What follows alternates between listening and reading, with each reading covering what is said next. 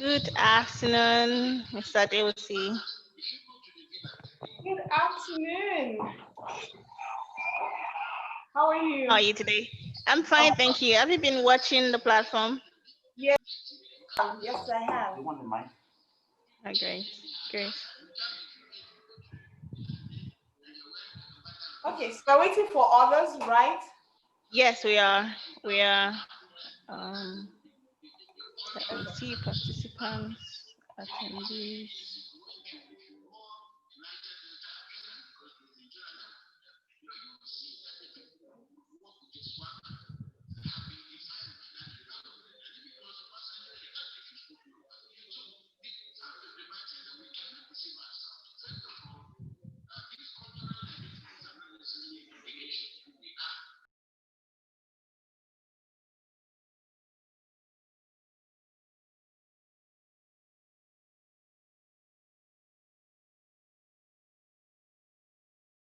Good evening, ma'am. Hello dear, how are you?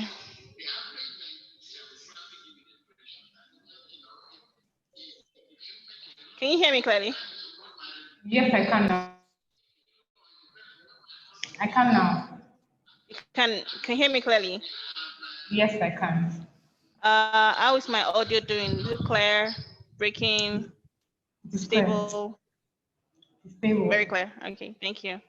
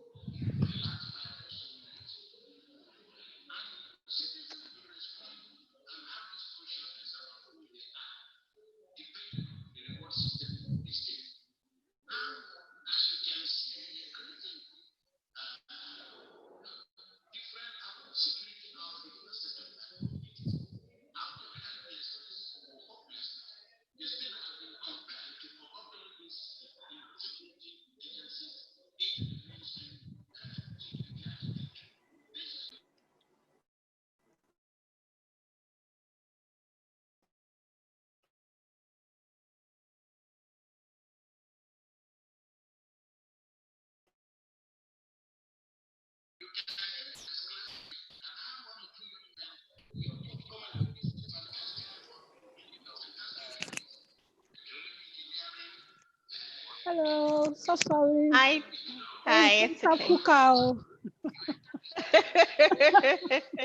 And platform generally, I had to tear Yeah. myself away to go and get ready. Yeah, just have to keep watching after a while on YouTube so that I don't get carried away. Yes, I think that was my challenge. I had to learn, and I'm still watching. The men are still on their way. How are you today, though? Oh, well, a lot Yes, better. but maybe... But it was a lot to learn, a lot to take in, and a lot to this thing about leadership, you know? Yeah, you know. Oh, we'll get there. We'll get there. Oh.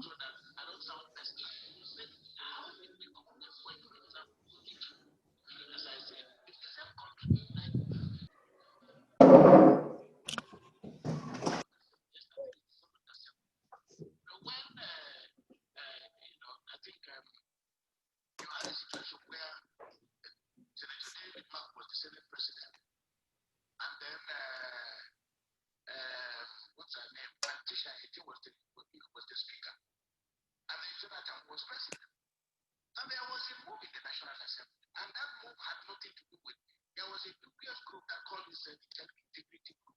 But they had anything but integrity. The person they targeted to get out of our position was Titi Adewusi. And what was the reason?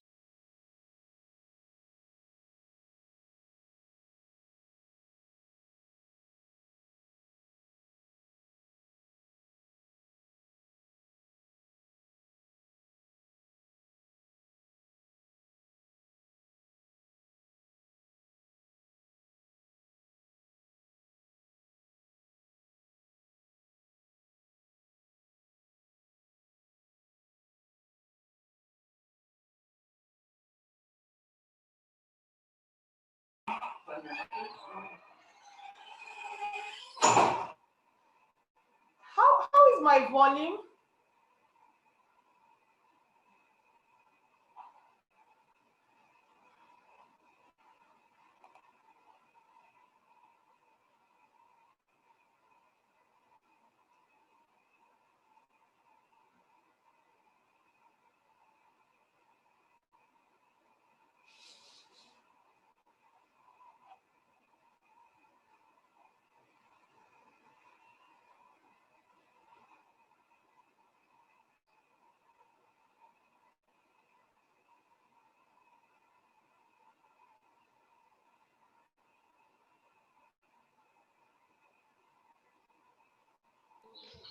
Sorry, I'm trying to reach out to the gentleman to join. Okay, I was asking, how is my volume? Is it fine?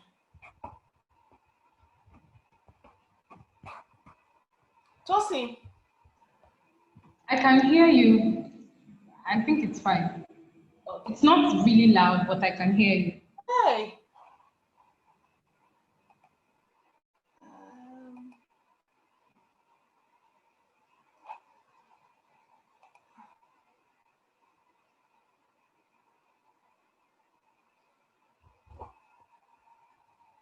There's nothing like your presence, Lord. All I want is you.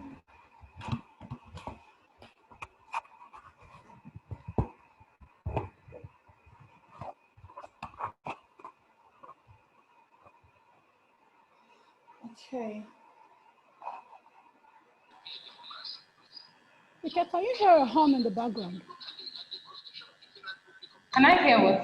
Can you hear like a hum? Vroom? Yes, like TV or something. Okay, that's okay. No, apart from okay, let me hold on. Let me put on. Hold on. Can you still hear it? No, You can't hear anything like a noise, like a jam or anything like that. no. Oh, good. Okay, I just wanted to be You're sure. welcome. It was Bishop Cooker that was the culprit the first time. Oh, That's the one I love listening to him. But I think we have to go back to the recordings afterwards.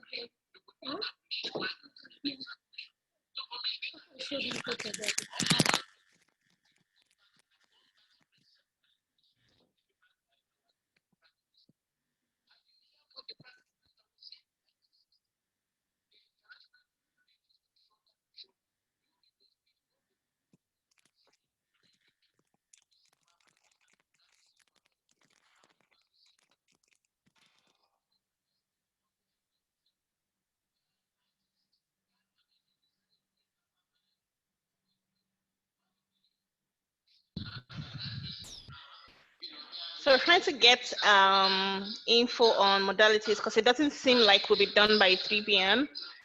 There are still about 2 speakers after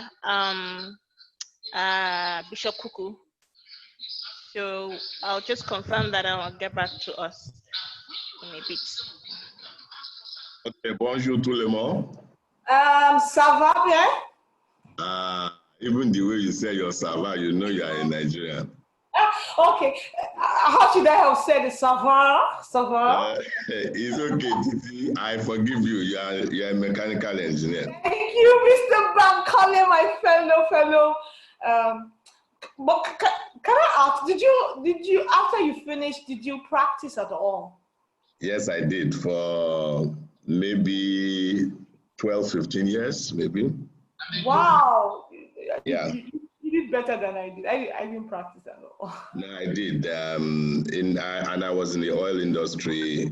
I was doing mostly lubrication engineering. Oh, cool. That in the oil industry, that's very important, lubrication. Yeah. Olugbenga, this is your red cap now. Wow. Good afternoon, everyone. Good afternoon. How are you? I'm fine. Good afternoon. Today is supposed to be a green cap. Okay, now let me go and take my red cap too. Because of you. And those of us that don't have, what will we do? Wear gele, tie gele. Ike, I'm looking forward to Ike's gele. No problem. Ping. Good afternoon, everybody. I like that. Ike, how are you?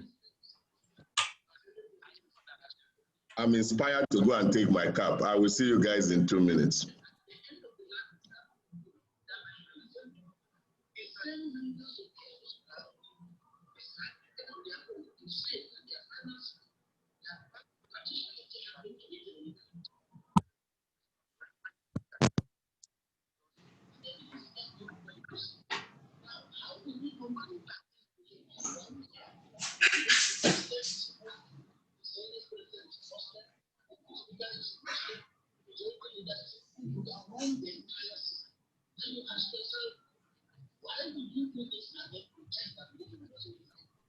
Are you in church or remote? Minga, are you there?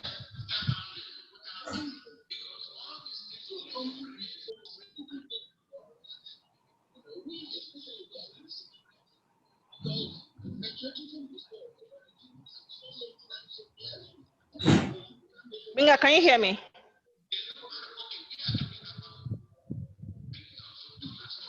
Can anyone hear me? Yeah, loud and clear. Okay. Minga, can you hear me? Just a minute. Yes. Okay. All right. I'm right here. I was asking if you're connecting from home or church. I'm collecting from home. You told me not to go to church yesterday now. Yeah, I asked you expressly. Well. So Yeah, I was just checking. You know, yeah. Peradventure anything goes wrong. It's on Nothing will you, go wrong in man. Jesus' name. In Jesus' name, nothing will go wrong. I cannot even believe In this. Niger way. I was going to say that. The Niger way of replacing work, by God's grace. replacing work with faith. It's such a funny doctrine. This is well. But in this case, we have done our best now. No, at least no. Yeah, I mean, even who was it? My Minister of Finance, didn't if I was trying to set Yes, up another, in fact, I have like 2 different connections on now. Honestly. Even Nuru Ribadu's internet. Even Professor Koinsola Ajayi, I think they took light at some point. Yes. Are you serious? Is that why? So the bulb You in the just room carry went, on me. You know? of course, he carried on and he switched on the gen almost immediately. Oh, really? I didn't notice so. No, the bulb went off. Yeah, the bulb went off and then it came up. No, CIPM. I just did as if, are we not all Nigerians? These things are. Oh, dear.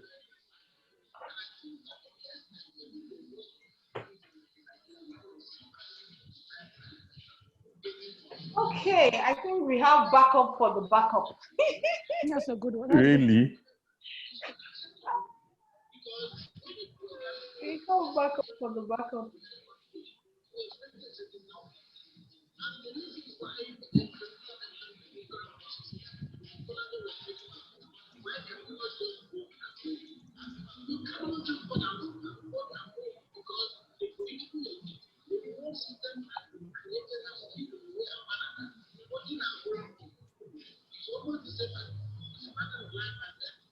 Because the government is showing very clear that the Buhari said, he said, okay, you stay, you protect your home. Actually, what do you have to do? But the point is, our election will go through our election because people get a deal now, the man is not giving, the woman is not giving. So today, there are many communities, they have roads simply because they have the right person in power. They have a school in their village simply because they have the right person in power. You know, they are likely to get this, that, or the other simply because they have their people in power. If you take my state, Kaduna, for example, and you ask yourself, you know, with all the elements, you know, with all the eminently qualified people in Southern Kaduna, we don't have a single person, you know, serving as a minister or holding any position. Now, when you have a system of this, you have to ask yourself, did I fail an exam? Are we a conquered people? Yes. If you are in a democracy, if you are in a system that husbands resources on behalf of communities, you must make people. That's why the Constitution talks about creating a sense of belonging. And so you can correlate violence in Nigeria with the realities that we are facing every day.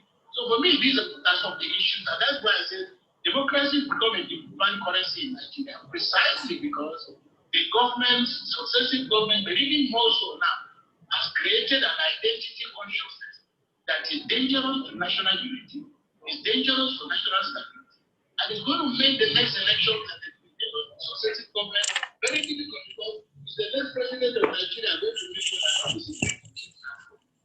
you know, president of Nigeria going to empty people out of customs, out of NNPC, and out of all these other places. So if we don't have a system where you know when you have passed an examination, you would not appreciate why you have failed the examination. So for me, these are the issues. I think we all love our country. You go back, and I've gone back and read several the speech delivered by our beloved Prime Minister. And you hear what the Prime Minister was saying in 1960. The international community to shoulder to shoulder. You read the speech, you can see the in YouTube, the visit of our Prime Minister from the United States of America and how he was. You can see all the promises. On the 5th of December, 1960, Time Magazine decided to make Tafawa Balewa Man of the Year, showing very clearly that the rest of the world wanted to lift up Nigeria so Nigeria can occupy a leadership position. Increasingly, our capacity to manage ourselves is diminishing by the day. Citizen commitment to building a nation is diminishing by the day. The integrity and legitimacy of the state and this willingness to protect citizens is coming increasingly under question. So it is that we have an aggregate of interest and people see the reflection of themselves in what the nation pretends to represent. You are not going to have people going in the same direction. And gradually, you are going to face whether violence or voter apathy Because all these things are used to create a situation in which we will never arrive at the finishing post at the same time. It's not possible. But a system must be of such a nature that it rewards you according to your competence and your capacity. The number, okay, we are talking about billions of dollars coming into Nigeria, by way of remittance. We're running late. These are Nigerians who should be here helping to develop this country. A friend of mine with 2 children who have got really fantastic education. I was talking to the children the other day in New York, and I said, when are you guys going to come home? And they said to me, Bishop, we are not coming home because we don't have any senator in our family, because we don't have a chance. And so you have a situation where the best brain, the guarantee of the future, our youth have become resentful, not because they don't love the country, but because the country has not shown them any evidence that it takes them sufficiently seriously. So for me, as I said, we need to very quickly reset the template. If we are to take our place after 6 years of independence, still unable to provide our people water, we don't have food, we don't have life, we don't have security. 60 years after independence, it's a tough call, and I pray for Nigeria at this moment. But I know that I speak for millions of other Nigerians. I'm not a happy Nigerian, but I'm very hopeful Nigerian. Thank you, Bishop.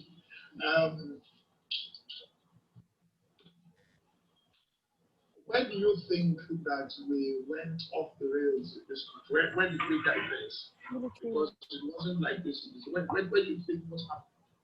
It wasn't like this before, but look, the first thing to say is that military role did not help us. It helped to whose dog is that? The foundations of the democracy. That's mine. In 1960. I think that it's me too. Thank God they are asleep today.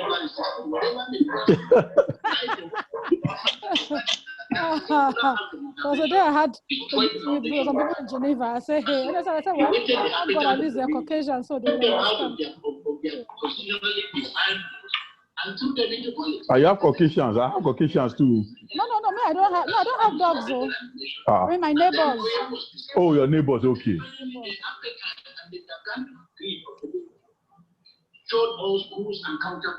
Okay, I get your people you are speaking to are Europeans, so they understand. Yeah, so I felt they understand. I get what you're saying. But I knew that I had been under pressure if they were Nigerians. Well, give me a minute. I need to first handle that. I thought we had a gentleman agreement yesterday and today.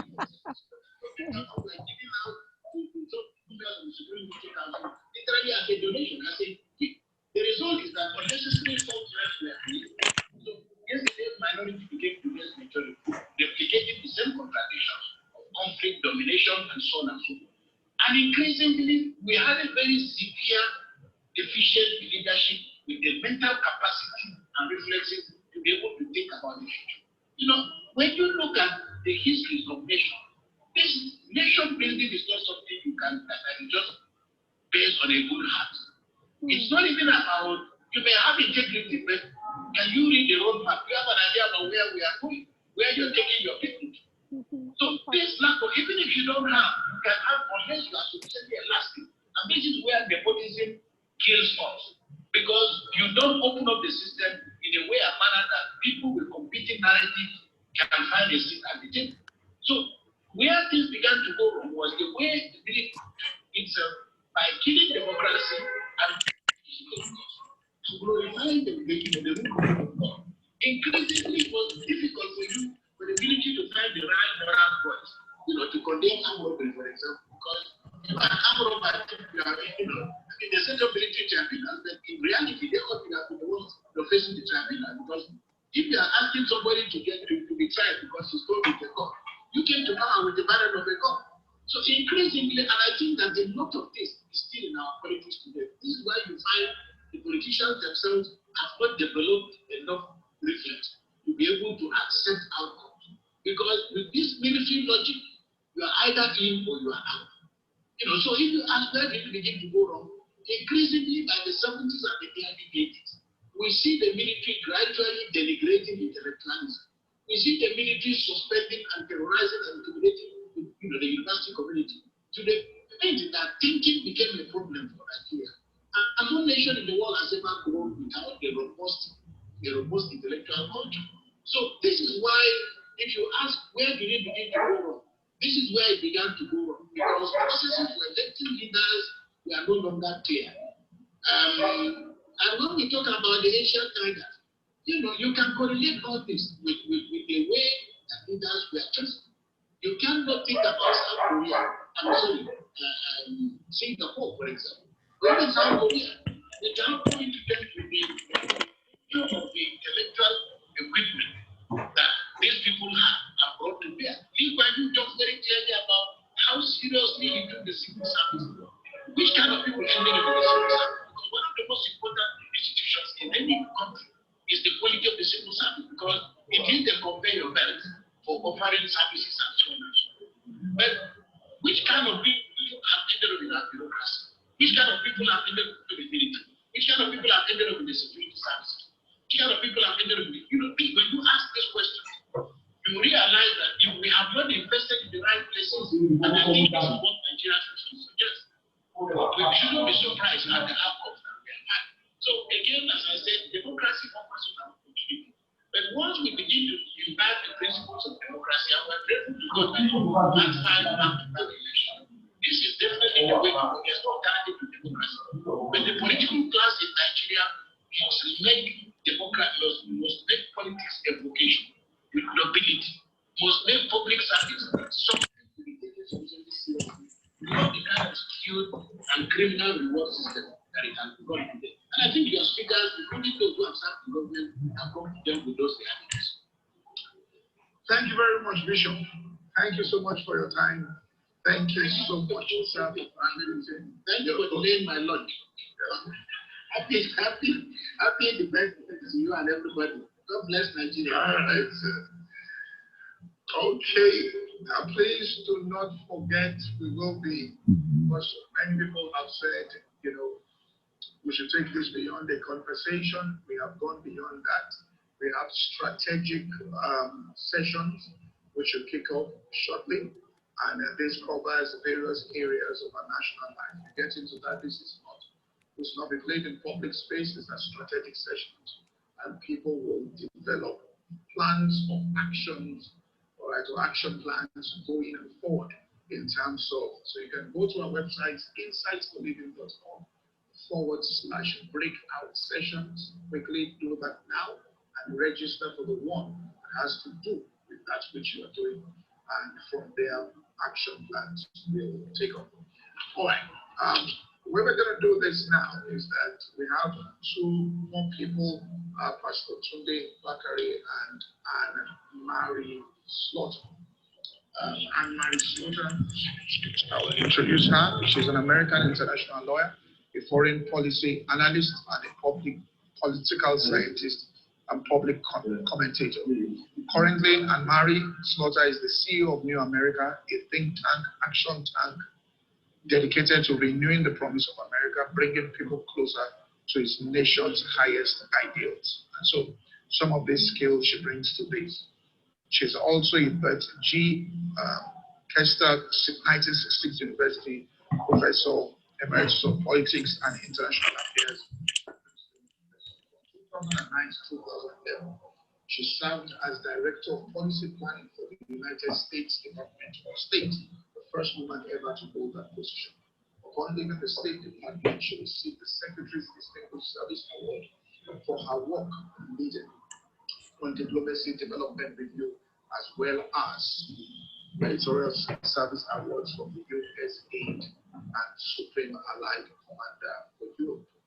Prior to her government service, Dr. Slaughter was the Dean of Princeton University's School of Public and International Affairs.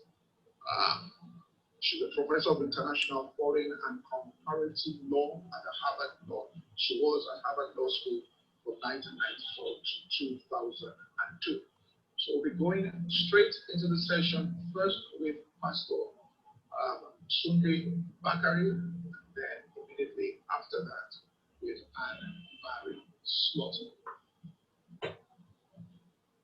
Tunde Bakari, thank you so much for accepting our invitation to be here. My ultimate pleasure.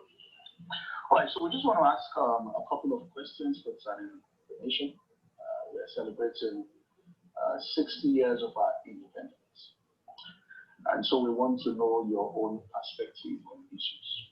But the first thing I want to ask is, as an examiner scoring Nigerian nation on its performance at 60 years, relative to her potential, what score will you assign Nigeria and why?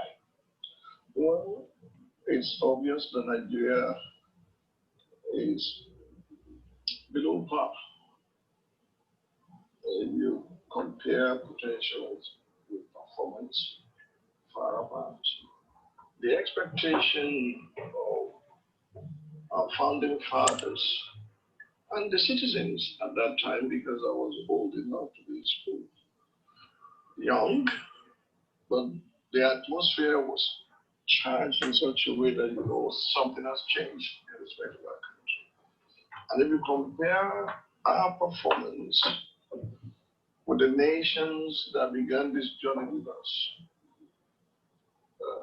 nations like Singapore, I'm not going to go too far, like Malaysia, like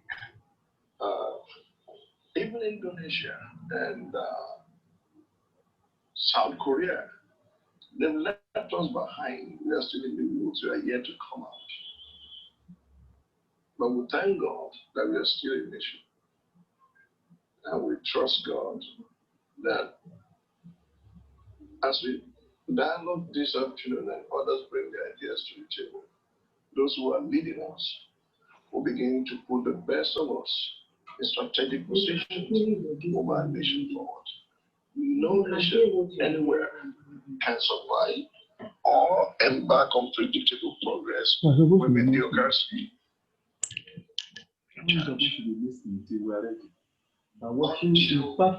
Right becomes might. And might is no longer right. Remain the woods.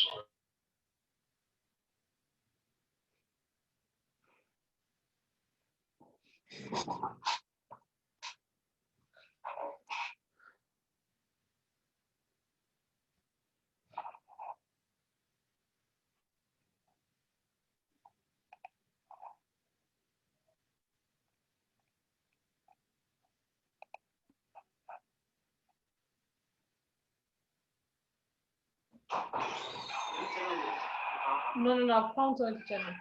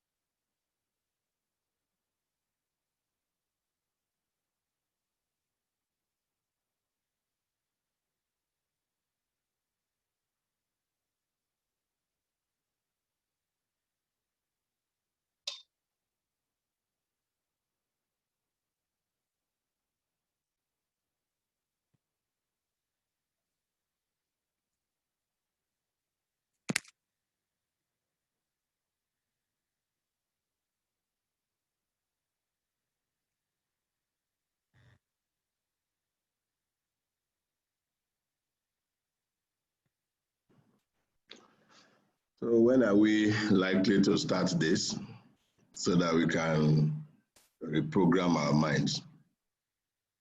I think it says 5 minutes. Because the Bible says when the blind leads the blind. In another 5 or 7 minutes, But I believe. we're hearing platform from somewhere. Tosi is going to confirm from church and get back to us shortly. Okay, thank you. Okay.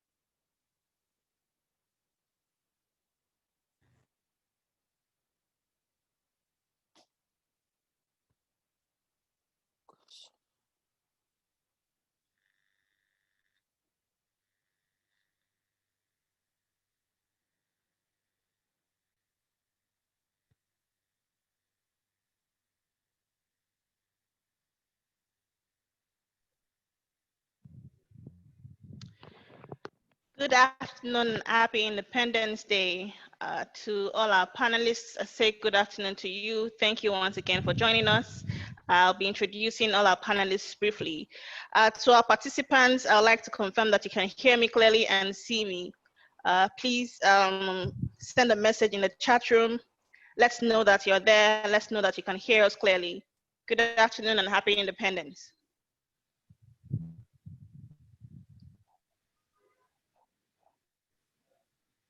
Saying, hey, you are killing the goose that lays the golden egg. You get oil from us, and give us something commensurate, regardless of.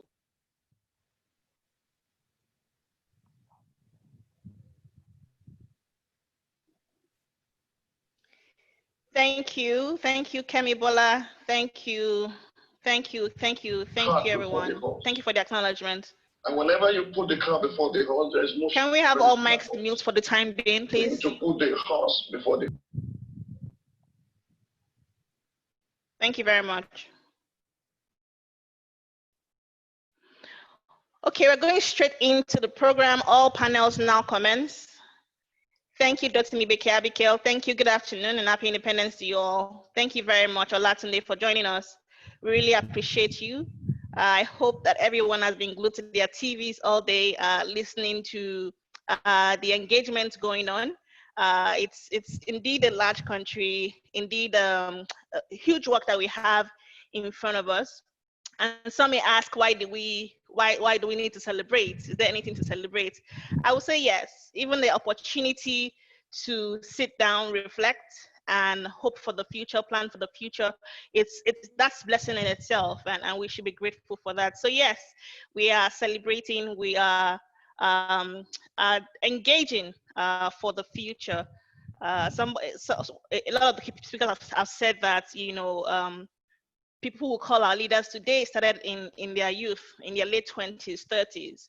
The question is now, it's our time. What do we want to do about it? So let's engage, let's discuss, let's propose and prefer solutions to what we have today in Nigeria.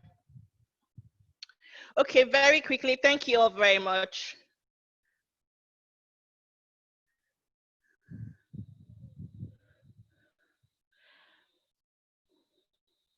Can you please confirm if you can see my video?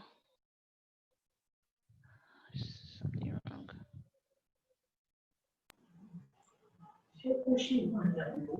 No, we can't.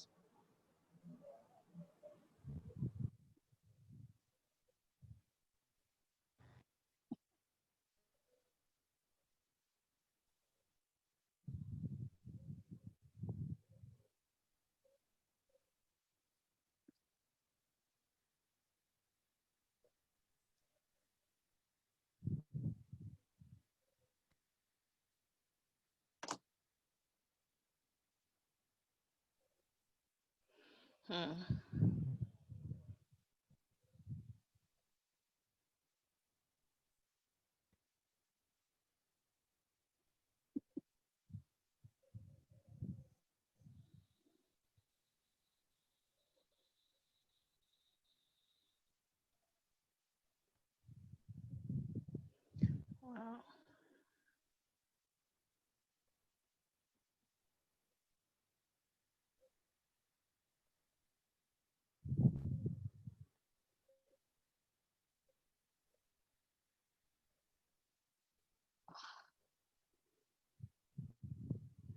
Still can't see me?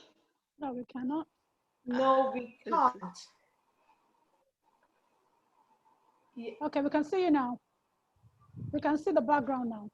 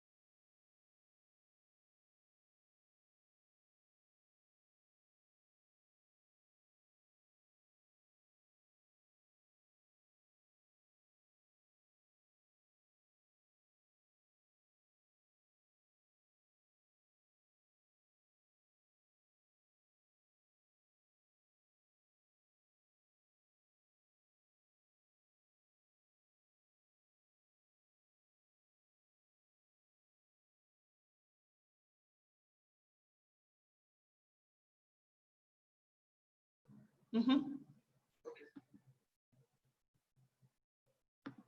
Yes.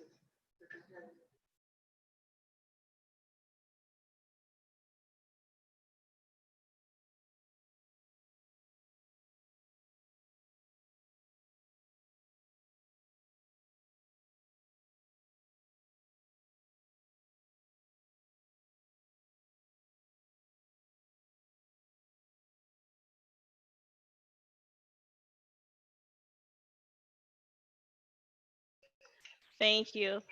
Okay, good afternoon. I think what's important here is that we can see our panelists. So I'll just go ahead. There seems to be something about the settings, so you have to bear with me this afternoon. You won't be seeing my face, but our panelists are ready to roll. They're ready for us and get to engage with us on human capital development.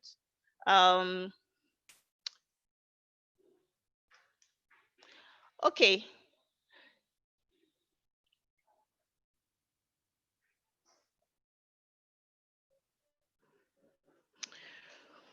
Once again, good afternoon and welcome to the platform. This is the digital experience of the platform. Happy 60th independent anniversary to us all. We have cause to celebrate. We're not there yet, but there are reasons for us to celebrate all across the country and across for Nigerians across the world who are joining us. In today's panel, we are discussing human capital development as a driver for economic growth. Human capital development as a driver for economic growth. Now, because we have about an hour to discuss this, and you can imagine that this is a whole lot to discuss within an hour, and we have four fantastic panelists who have dedicated their experience and life to this cause over 16, 18, 20 years, 30 years plus in some cases, so there's a lot for them to share with us. But we have to manage time. So to provide some context so that we all understand, I know on the ad, we had seen human resource professionals. So a lot of people might assume that we're just talking about HR and corporate, but no, that's not what it is. So let me provide some context. When we say human capital right now in this panel, what we mean by human capital, the Corporate Finance Institute refers to capital, right, as anything that increases ability to create value. Capital is anything that increases ability to create value. And human capital, they say, refers to the talent, the skills, the intellect, physical capacity, and social network that any human has, or that enables the human to create or generate value. And you'll be hearing a lot about value creation as we discuss on this panel. And also economic growth, what we mean by that, for those who may not be versed in economics. We're referring to the amount of goods and services that we can produce in the country, and our panelists will be discussing along the line, how the connection, what the connection between the quality of our human capital and our economic growth. So, referring to economic growth, how much increase can we create? How much value can we create when it comes to generating or producing goods and services per head that we have in the country. So it refers to the level of productivity that we have in the country. This translates to wealth creation. If I can produce goods and services people will buy, I'll generate wealth. I would improve my standard of living. Government also becomes more, I would say richer, let me put it that way, and they can invest in things like infrastructure, and all whatnot. So essentially, economic growth means that each individual being productive and increasing the capacity of the nation as a whole. So we're saying, how does human capital development drive economic growth? That's really what it is about. And like I said before, I have fantastic panelists with us today, and I will introduce them one by one right away. The first person I will introduce is Detoun Ogwo. Detoun Ogwo is a development and human resource practitioner, an Ashoka Fellow with a 20-year career spanning firms such as Diageo, British Airways, BAT, Stanbic IPTC, T-Mobile, and Halifax Bank PLC.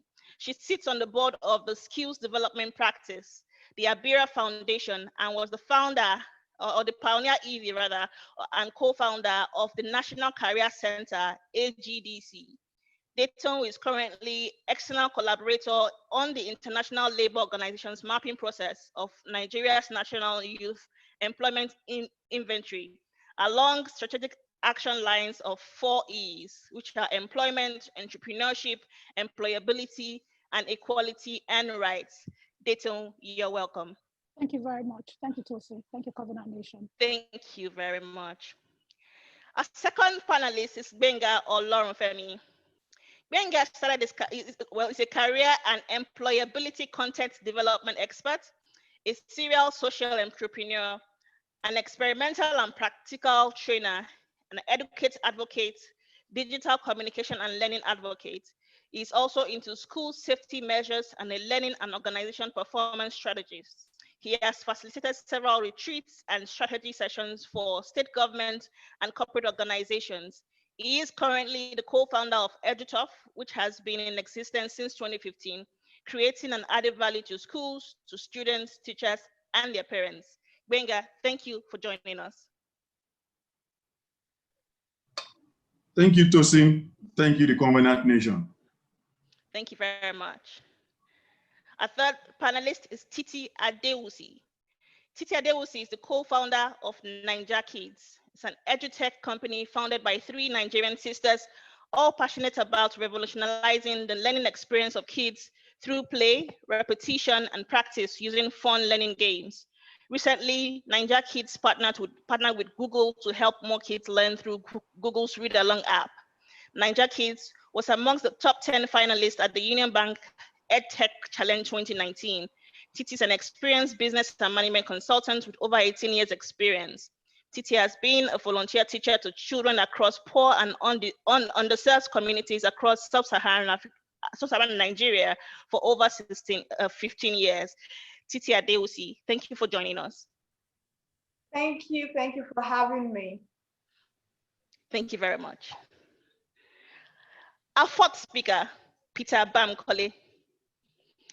Peter Bankole pioneered the Enterprise Development Center, EDC, of the Pan-Atlantic University in January 2003, now one of the top enterprise development centers in Africa.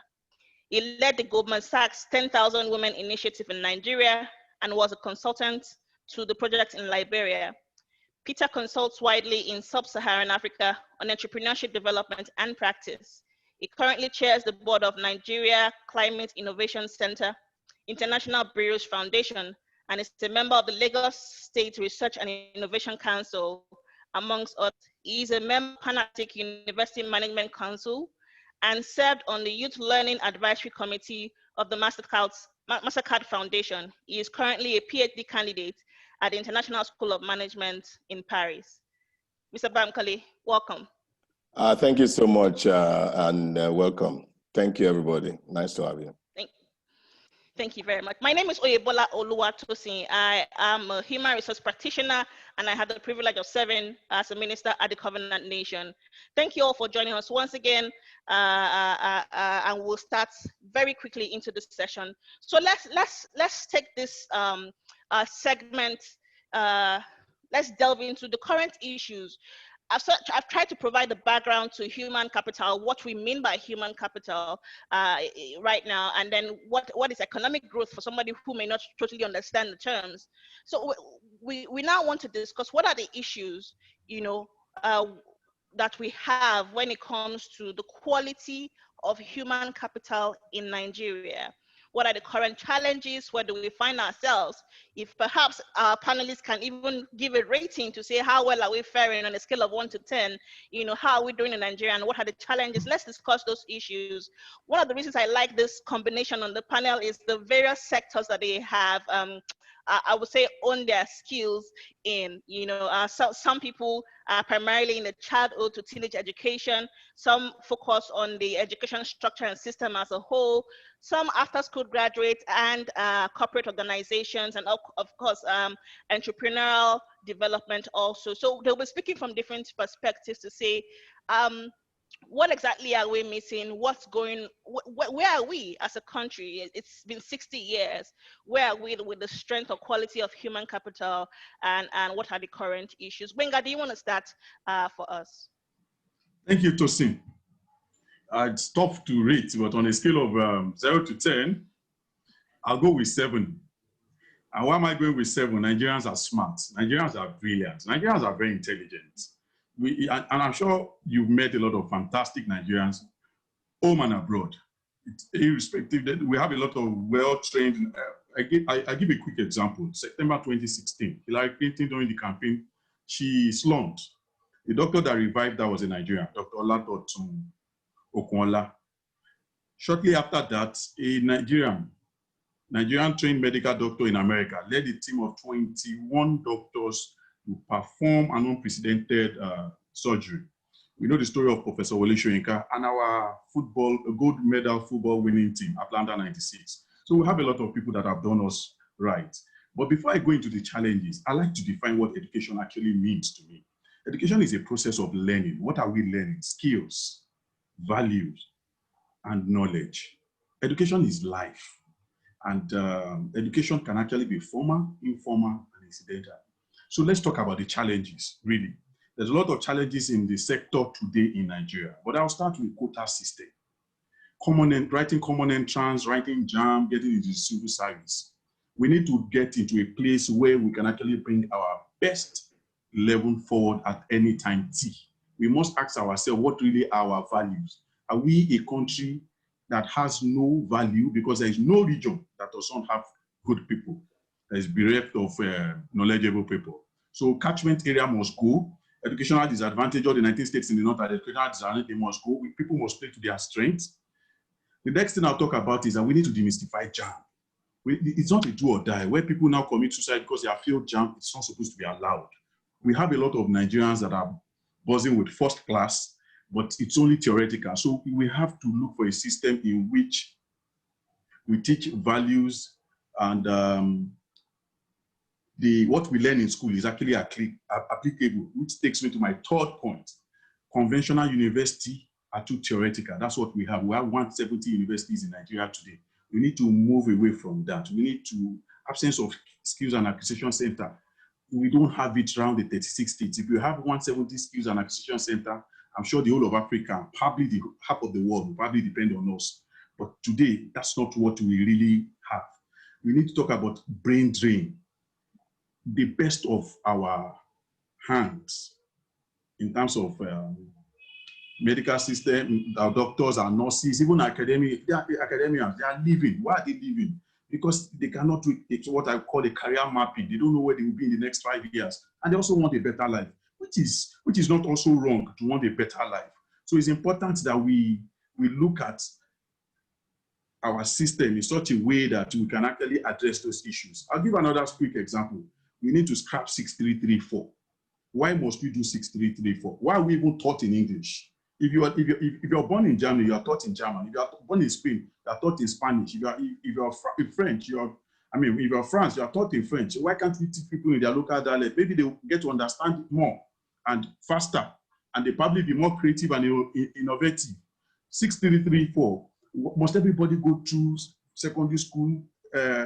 Why can't after primary school move into maybe a secondary school of arts, music, filmmaking? The Nollywood has been around for 20 years and more, and we still don't have any university that handles all of that.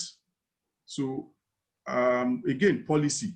We need to create an enabling environment. We're talking about the telcos, know enough data, and government must be deliberate. At the year 6, all graduating students must have spent 100 hours learning computer.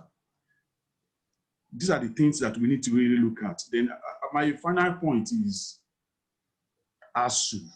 ASU goes on strike almost every year. These are people that teach peace and conflict resolution, international relations, and all of that. Yet we cannot look for another means of passing our point, because I'm not saying they don't have a point. I'm saying they've been going on strike since I've been in primary school and are still going on strike now. It doesn't even show that something is wrong somewhere. The joints are not kissing. Thank you very much. Thank you very much, Benga, for your perspective to the current issues with human capital in Nigeria.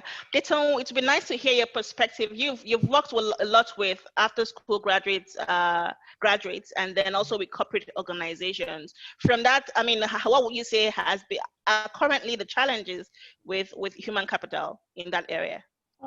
Thank you, Tosin. Thanks again, Pastor Kojo and Covenant Nation. I would say specifically, and I like how Benga has started this off. The truth about the matter is that when there's a problem, you must dimension, the different solution areas of, resolving this issue.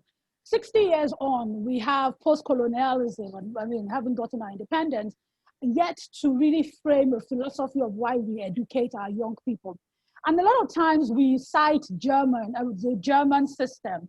And if we go and, investigate what makes the German system what it is, as you started off, you talked about capabilities.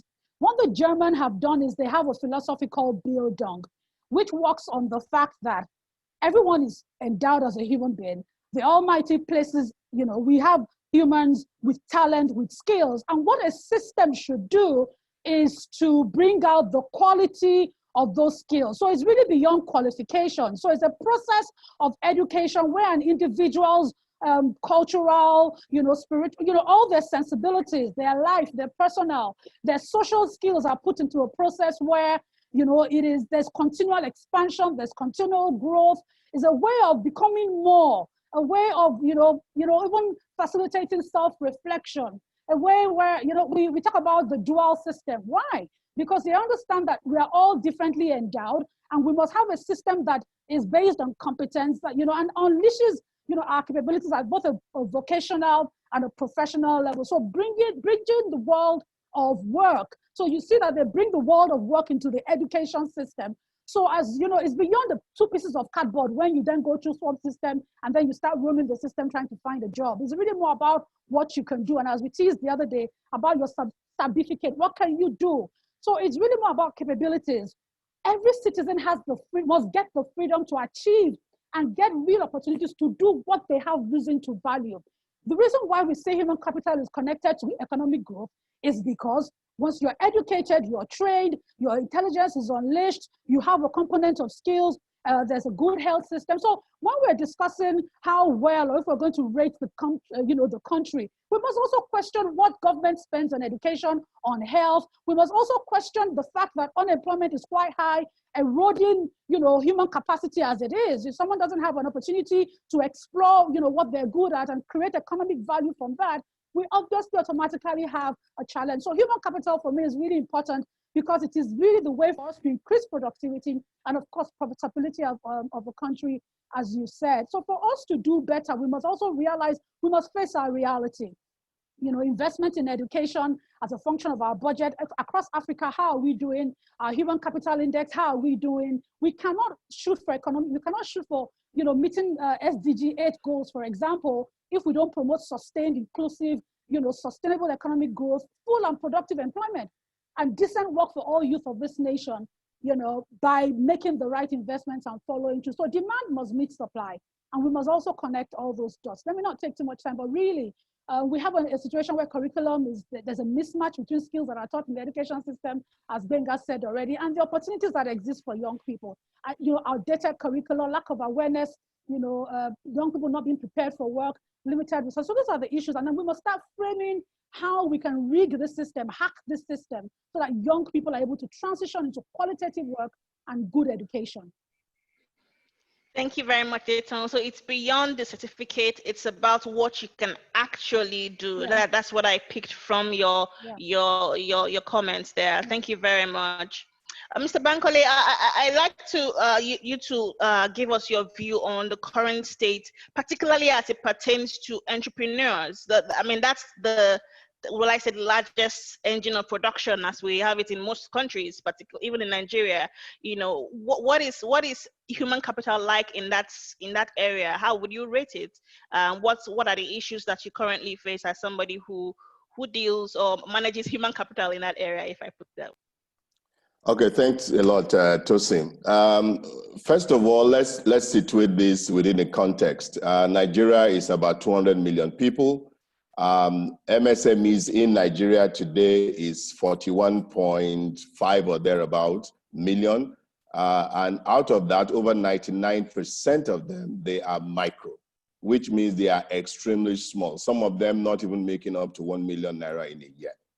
Now, just think for a minute.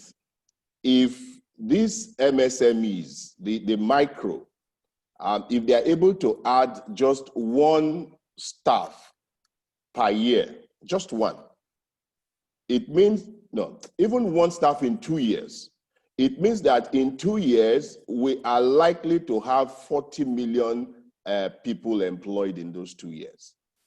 And so it's no brainer if we can devise a mechanism to enable them so that they can grow their business from micro to small and able to employ just one more person over a period of 2 years. Now, that sounds very simple, but it has to be deliberate. It means that you need to build the capacity of the entrepreneurs and you need to build the capacity of those that work around them. So human capital development from the angle of entrepreneurs means that it's not one man that thinks through how to create value. The man plus his team or our team must be able to know how to create value. Now, to some extent, I would say, yes, as a country, we have tried to support small businesses, but different people seems to be working in different buckets.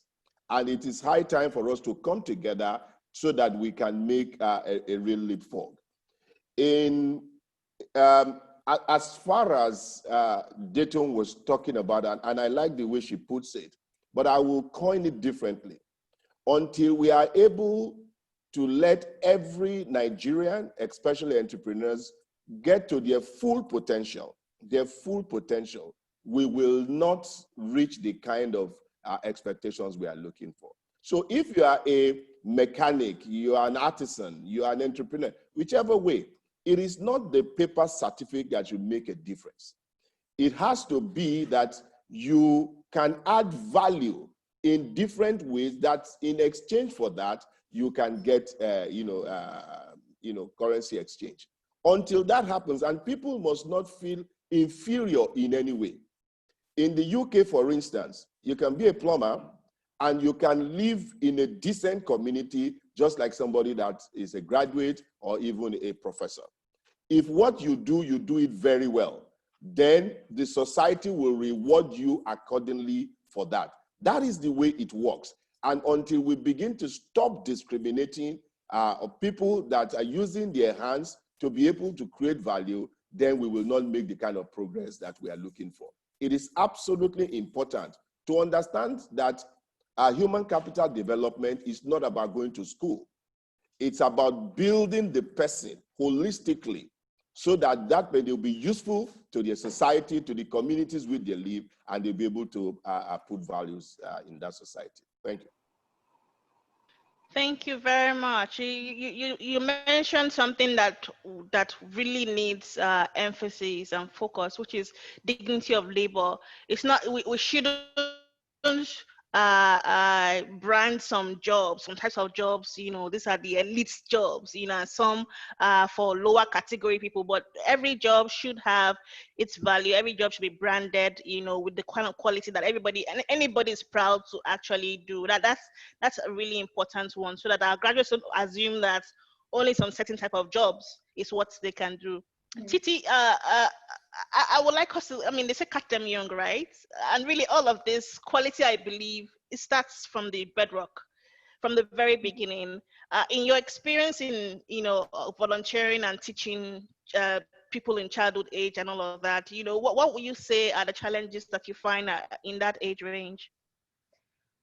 Thank you very much, Tosin. I think I'll just pick up from where Mr. Bankole said, whereby it's estimated that we need 40 to 50 million jobs between now and 2030. So what that means is that we need more jobs. And not just more jobs, we need higher income earning jobs if we are to actually allow for any economic growth.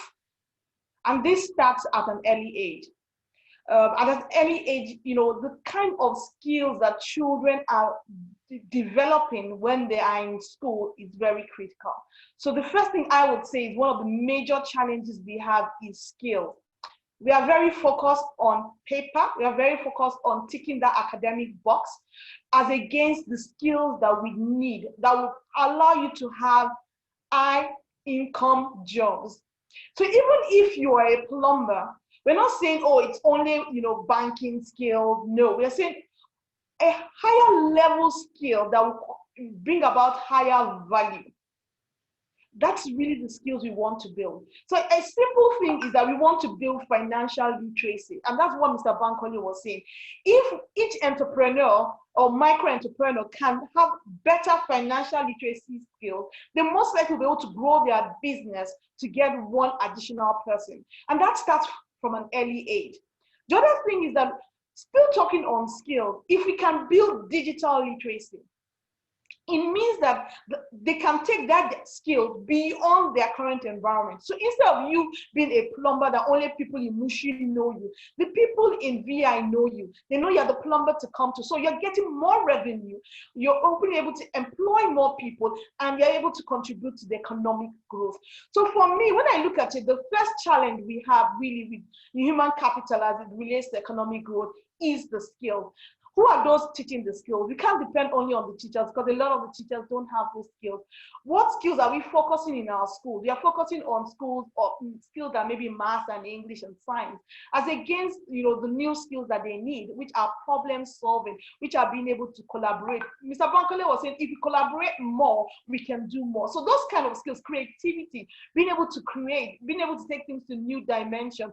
Look at some of the people that are making headway. It's the same skills, but they are taking it to newer levels of creativity. I once watched on BBC Pidgin where a woman was making bricks out of plastic. It's that same thing, but you're taking it to a higher level. And that's really what we need. So when I look at it, my two challenges, I would say, one is that we need to leverage technology more, and let's start from early childhood. The second thing is that we need to focus on the right skills, not paper, not academics, really on the right skills that are higher value skills, and we need to teach it at an early age. Thank you.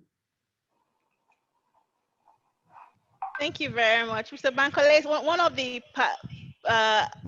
our audience would like to. I think they said they didn't get your rating of entrepreneurs, and then how can we really raise the not discriminate, against the type of jobs that artisans, for example, do? How can we correct that? Okay, first of all, since a few hours ago, I decided I'm not a rating agency anymore. But I can tell you that we are not where we should be. We are definitely below par, but a few things have been done. Across the universities today, we have the Nigerian University, NUC, mandating all tertiary institutions, you have to have an entrepreneurship curriculum in your undergrad. So in my institution, for instance, we teach and practice entrepreneurship for a year. And you have in your second year, you must start a business and you must earn profit. Otherwise, you will not pass that course. This is it. And then a lot are doing more around the university system. But how about at the primary, secondary school level? For now, it's still not as entrenched, but we have the likes of Junior Achievement and co, who are doing this as extracurricular. But fast forward 15, 20 years later, you are seeing the likes of Inyi and the rest of them that have come out of that system that are really entrepreneurial. So what we need to do is to flash back and say, we must begin to entrench. As of today, no, I would say we are below par. In terms of dignity of labor, which that's supposed to address, for me, it is the way in which we make what we do to be fancy. I recall that when the late Otumba Gaddafi, the guy that used to do the shit man, it was something that people never wanted to do, but he glamorized it. And today, a lot of people are doing it. In fact, prior to COVID, these are well-organized stuff. And the guy was very proud of him. We even did a case study on him. So every artisan type job, so long as you do it exceptionally well, people eventually will recognize you, and they will glamorize it as well. Thank you very much. Okay, so we've discussed various issues, from need to even collaborate, both the people making demands, the ones making the supply. How can we ensure that those who require the skills, engaging those providing the skills to ensure that the kind of skills they need is what they're developing back end and all of that? Can we then progress to, okay, so yes, I guess the easiest part is identifying what the issues are. Can we then begin to prefer solutions from, and again, from the various angles, from the time the child is young, identifying what the talents are, and being able to groom a child that way? What are the things that we need to begin to put in place to make that work? To our university system, our tertiary institutions, what can we do right to ensure that when people are coming out, the output we have is kind of quality corporate organizations and institutions are looking for? Or the entrepreneurs, if you go that path, how can we ensure? So let's begin to discuss solutions in all for all of these issues that we have identified. I will start with I'll start with Benga. Benga, you've worked with to some extent also government agencies and also the institutions that manage the education system here and there. So what are the solutions? What are the things that you have seen that you believe they do one or two tweaks, we can begin to remodel the kind of systems that we have? Thank you, Tosin. Before I go into the solutions, I'd like us to first understand that we're in the fourth revolution, meaning that Nigerians like to go to school. Nigerians like to read, both home and abroad. Take any Ivy League school abroad, you see a lot of Nigerians there. So education is actually the way to the future. It's our passport to the future, but technology is the visa. And sometimes the passport is useless without a visa. So it's important to leverage technology in our educational system. And again, I like us to see the hidden capital that are so untapped in our system. And I start with this simple example. California, 6th largest economy in the world. Why is it so? Larger than the economy of the whole of Africa, 54 countries put together. Why is it so? Because of universities like University of California, Carnegie Mellon University, Stanford University. Top tech companies scramble for seats to sit and listen, slots to sit and listen to their final year students make their presentation. And they invest in them when they see that the ideas are good. The Googles, the Facebooks of this world are product of Silicon Valley. And we all know about Silicon Valley and its proximity to California. Then the next thing I'll talk about is the NCCA, which is equivalent of our NUGA, National Collegiate Athletics Association. That's the equivalent of NUGA Games in Nigeria. 2018 generated $1 billion USD. Imagine the engagement, the employment, the education, seed funding, and scholarship that will come out of that if that happened in Nigeria. But today, I'm not sure NUGA Games can generate 100,000 naira. Now, to get into solution proper, the first thing is that we need to review our curriculum. That's the simple truth. Our curriculum, we must call stakeholders. A lot of people are working in silos. We must promote collaboration as against working differently or competition. Employers of labor, teachers, stakeholders in education, even the students must come together to form it. It's not just about the policy that says review curriculum every five years. Is the curriculum, employers of labor must come to say that, oh, the people we are churning out, they're actually employable. A simple example is we have graduates that cannot write letter or a simple memo. But the truth about it is you're taught out letter writing in primary school and secondary school, not even the university. So it tells you how far gone they've missed it. So we need to revamp the curriculum. The next thing I'll talk about is policy. Government has to be deliberate. Government has to set goals. If you call customer care in America, for example, the call is picked in India. India must be doing something right. How is it that we don't have, if you go to Germany, there's in Cologne, Germany, there's something called the University of Sports. Everything you need to know about sports. You want to become a physiotherapy, you want to become a TV analyst, you want to learn how to play any game, a coach or or even sport medicine. You can become a doctor, but to sports, you can become a lawyer, but a sports lawyer.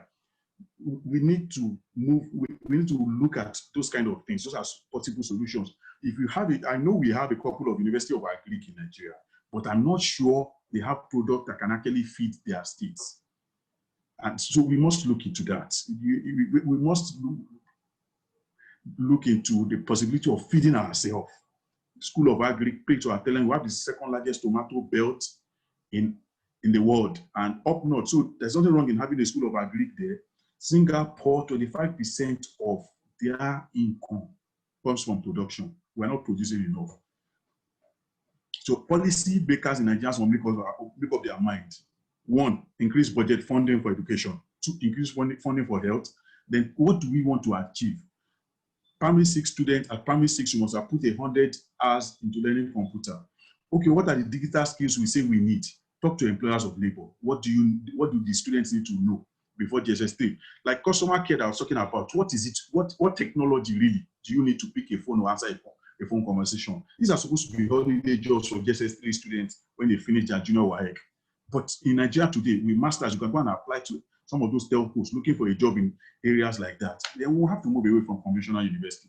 Like I said earlier on, we want 170 of them. Power still eludes us. We need them to come up with solutions. We have 16 tertiary universities in tertiary institutions rather in Lagos State, and every day we talk about hold up.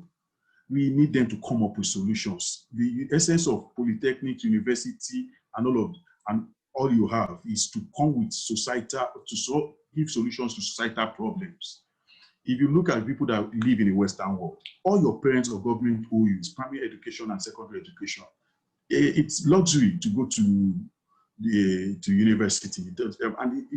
But right now in Nigeria, everybody wants to go to university, not because you really know why you want to go there, but I must have a certificate. And we need to move away from here, which is what we'll be talking about. Promote dignity of labor.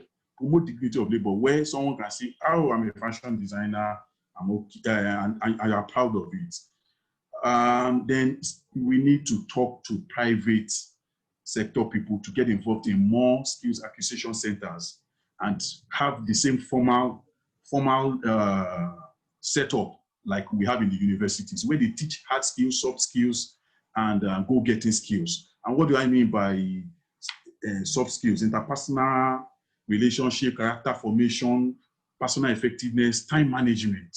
That's part of the problems we have with our artisans in this country. It's not because some of them are not actually skillful, they don't know what they are doing, but they don't understand time management. They can never be punctual.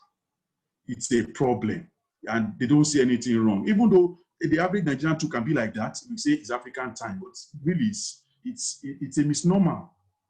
And we should define what we really want and how we want people to see us. Government must also give incentives. We must then learn to celebrate the real heroes, people that invent, people that are innovative. Not that because someone is a politician, you just give him MON or GCFR. Please celebrate the real heroes.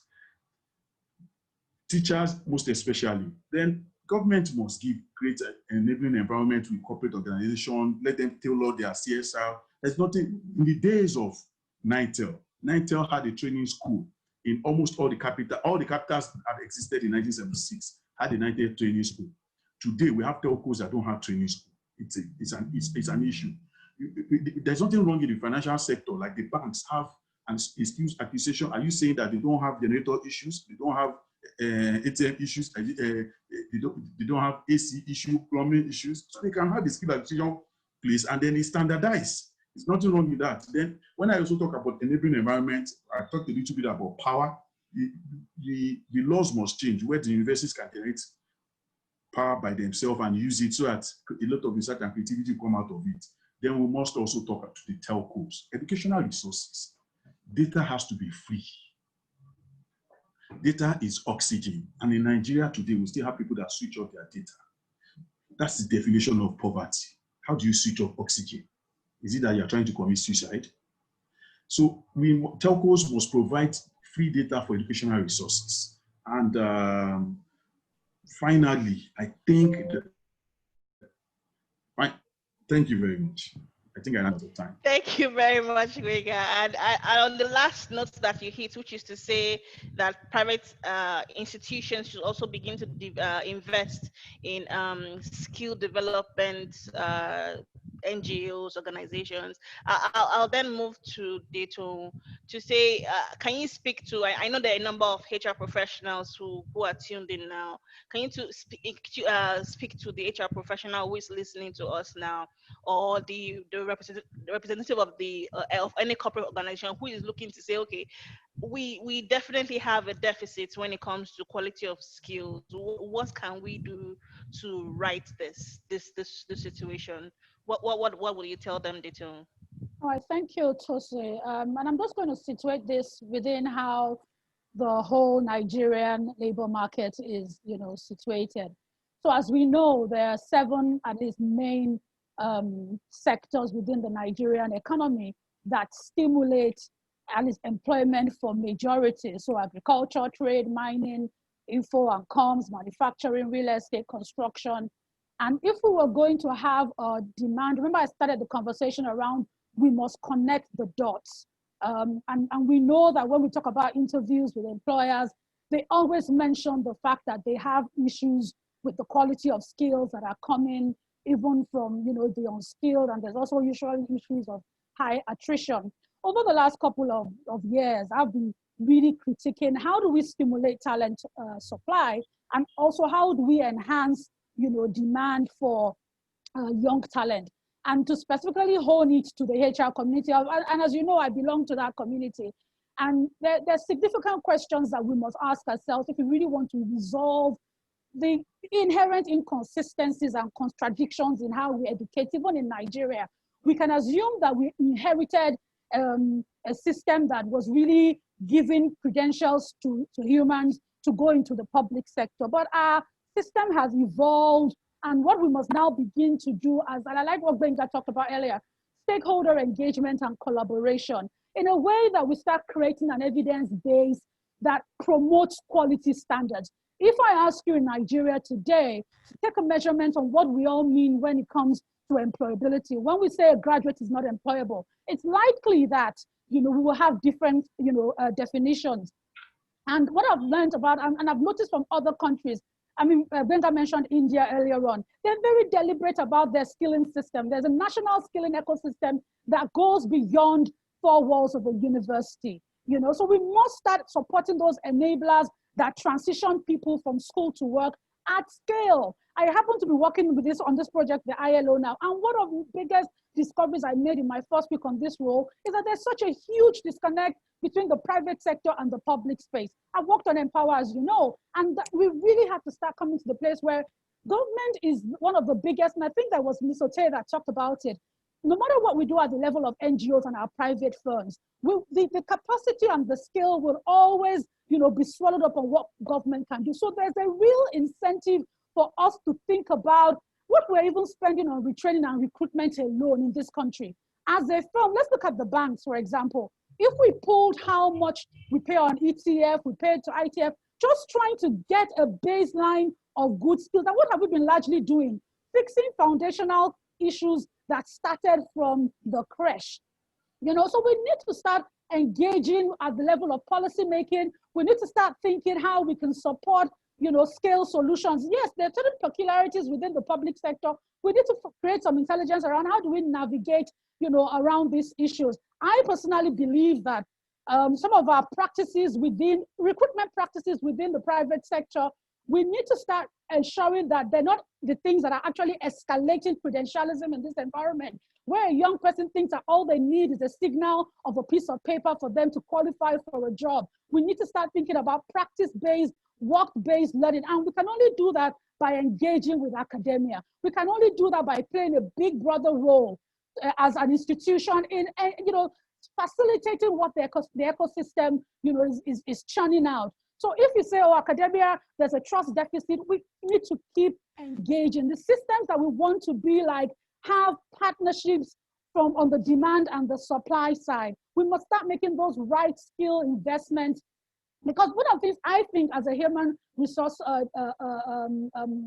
manager is I've always been concerned about not making a demand in a young person and on just demand in a person that investment has not been made on. Because if you look at how we will select in this environment, a lot of times we use the certificate just as baseline. We then go in and do a lot of testing at the level of critical analysis, at the level of analytics, sometimes using tools that have not exactly been designed with our contextual realities in mind. So for us to develop our national skilling system, we must face our reality. We must face our reality at the difference in our regions, at the difference in gender, and start creating context-based solutions. And how do we do that? Coordinate. I've also noticed that we have a huge execution gap. We have policies. I have seen policies. I mean, there are new ones that are coming up every day. And I think that one of the speakers alluded to it as well. I think it was Professor Kwanisola. We have policies. So maybe as private sector, we also need to go back and look at, I've been looking at the plan of our national youth policy that's meant to be up to 2030. How are we engaging those things? How are we also reframing, how the qualification is not a predictor of employment probability? How do we also, as a HR community, I'm beginning to wonder that one thing that this COVID situation taught us is our common humanity. All of us, we must not let mortgage the legacy, the opportunity that this has given us to create a legacy by rejigging the system, hacking the system to ensure that when people go to school, they leave capable, they leave ready. And I've noticed, having engaged with a particular university in Lagos right now, there's a lot of willingness, but we must all, forget some of the issues on the path, engage, collaborate, data.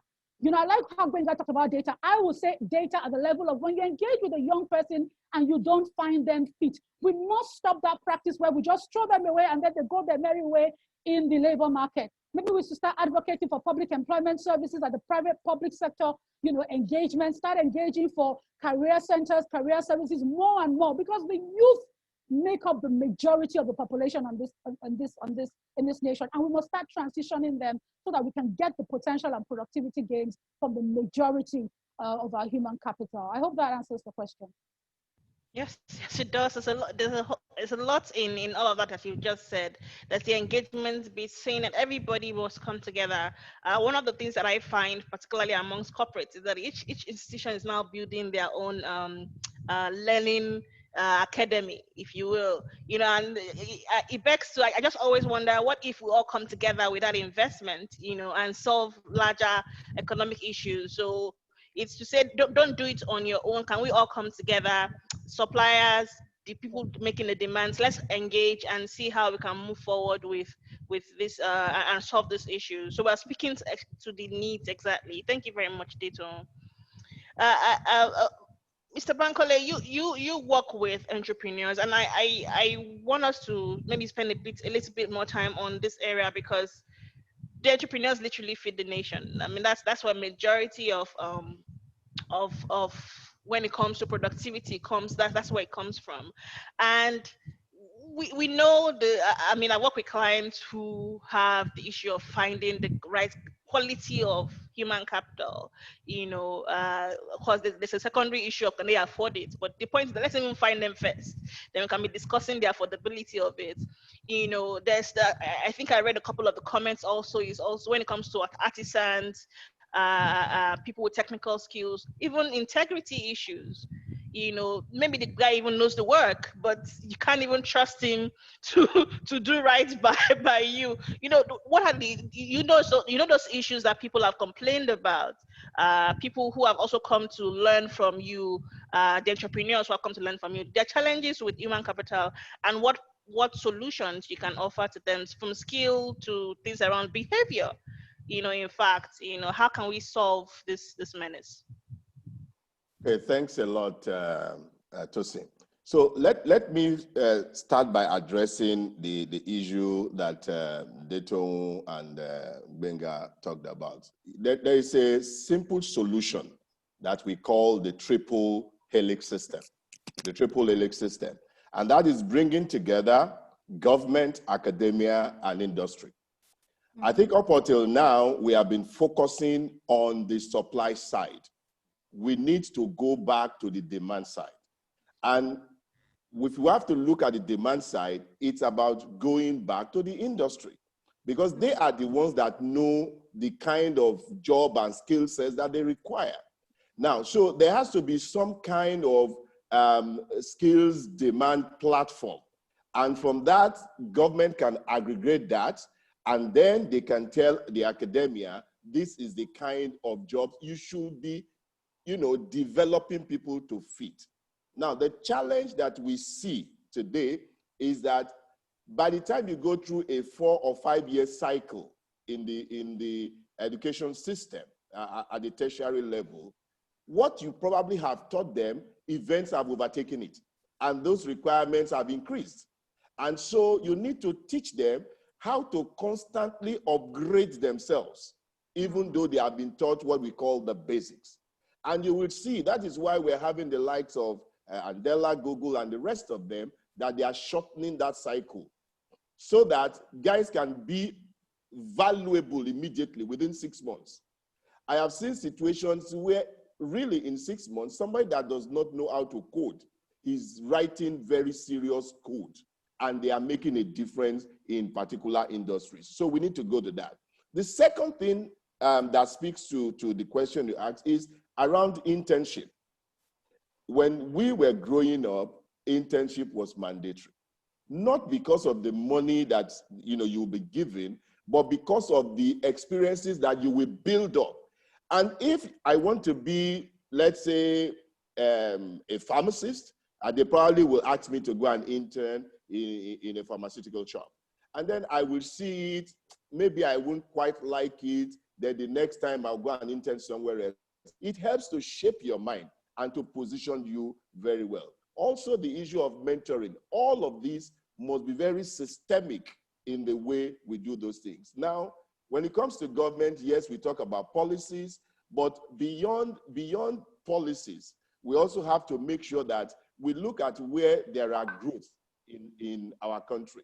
So in Nigeria today, agric is a possible growth area, not just the production side, but the off-farm type things. And we're seeing what people are doing in that space, like those that are doing either crowdfunding and farm crowding, for instance, the kinds of things they're doing in that space, and agri partnership, you see that.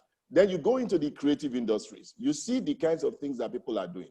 So the minute you begin to see a growth direction, then you need to create, and I will follow what Benga said, you need to begin to create, if you like, don't call it University of Creativity or Agriculture, but it has to be something that brings or consolidates knowledge in a way that is accessible to more people, so that you can rapidly scale up these kind of things. And it is true, Detoun, that no matter what we do at the private sector level and everything, if government is not engaged carefully, we can never scale those things. So that is why the triple helix system is absolutely important. Then, coming back to the artisans. Now, whether it is plumber, mechanic, whatever, yes, they have their issues. But part of the training that they must go through are those soft skills for them to know that if your clients can trust you, you are likely to be separated from the pack. If you are a fashion designer and you keep to time, you deliver, you do the right thing, you know what? A lot of people will flood you. And so teaching people and letting them understand that integrity, all those soft skills, communication skills, they are very important, and they are maybe even more important than the hard stuff. You probably will begin to see the difference. And when they see that, most of them will gladly follow that track, because they also want to be successful in what they do. Yeah. I think our value system has been eroded based on the way in which we have been teaching people. And so we just say, get the A grades, get the Ds, and then you'll be good, because they will employ you. However, when we say, look, if you're an average student and I can trust you and you are diligent at work, I will probably take you before an A student that does not have all this quality. You will begin to see a difference. It's going to take a while, but you begin to see a difference. And if at the industry level, at the government level, that is being reinforced constantly. You will begin to see the difference. Look at the internship program that the Igbo traders, they do before they will give you the so-called freedom, or they will, you know, and you will see that there is a system to it. And they didn't have to go to university. But if you see this, this guy that owns the BMW place, now his name escaped me. He went through Coscharis, exactly. He went through what he called the University of Idumota, or the Street University, before actually going to the other university. And that was where he learned everything about business that makes a difference in what he's doing today. So it's absolutely important for us to know that education and all these things that we've been talking about, building you know, capacity of the human person, goes beyond the four walls of the university. Thank you. Thank you very much, Mr. Bankole. You sort of, towards the end, started mentioning how our value system has been eroded, and that will take me to Titi to say behavior is critical. I know even for HR professionals who are also listening, we always say that we hire for attitude and you train for skills, because you realize that it's easier to train skills. Attitude, I don't know, once the person is already an adult, it becomes even more difficult to remold that person. So what's happening in that childhood years in our education system? What's not right, and how can we right it? You know, Titi. Thank you very much, Tosin. I feel that Mr. Bankole has said two of the points that I wanted to mention. And the first is that changing the mindset. And I'm just going to talk more from what we as individuals can do. We as individuals, we as parents, we as uncles, we as aunties need to change that mindset that it is only lawyer, doctor, banker, you know, that are real jobs. I think that's really where we need to start from. Because when you look at how much of population those industries actually currently employ, you'll be shocked. I mean, all the banks put together are not employing more than 100,000 people. Meanwhile, that's where everybody's, you know, running to. So we need to start from our children, letting them know that you can do anything. In the end, it's really the value you bring to people. You don't have to be a doctor. You don't have to be a lawyer. It's really what skills do you know? What can you do with what you have in your hand? And we need to encourage that from early childhood. Encourage them. What are you teaching them beyond them going to school? What skills do they know beyond math, English, reciting French? What skills are your children doing? What can they do? Try and expose them to as many things as possible as they grow, because you never know which one of those things that would then be the source of income. So I think the first thing is changing that mindset of you all have to go to university, you all have to work in a particular industry. I think it's really more of what can you do with what you have in your hand? What value can you bring? When you look at the businesses today that are making it, it's not so much of the fact that they went to university or, you know, they are doctors and they are lawyers. It's really more of the value that they are bringing. People are bringing new spins to businesses, you know, that were traditionally artisan businesses. So I think the first thing is, how do we change the mindset? As individuals, we can start with our children. We can start in where we mentor people, letting them know that there's so many ways to the market, as the Yorubas will say, and you can do that. Just have those important values, have those important skills, and the skills that have to do with creativity, creating something out of nothing, creating something to solve a problem, being, you know, a problem solver, looking at the things around you and solving problems. I think that's really where we need to go to. The second thing I would say as a practical solution is mentoring. And that's a lot of what Mr. Bankole said. We need that mentoring.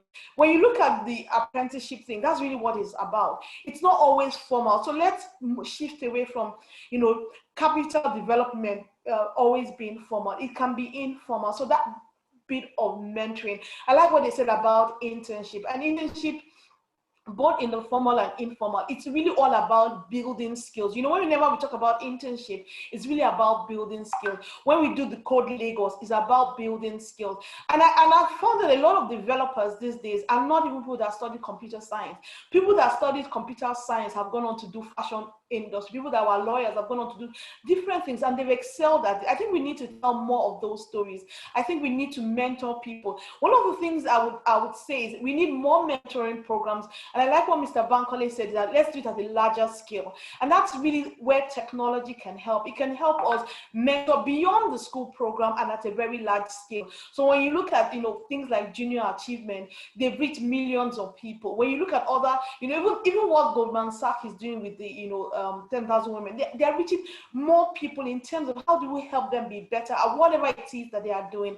And that's what I would say to anybody that's out there listening. I would say, if you're a parent, what skill beyond just ticking the box of sending the child to school, of going to university, are you trying to build? And as we look at the skills, remember that the skills of problem solving, of creativity are very important.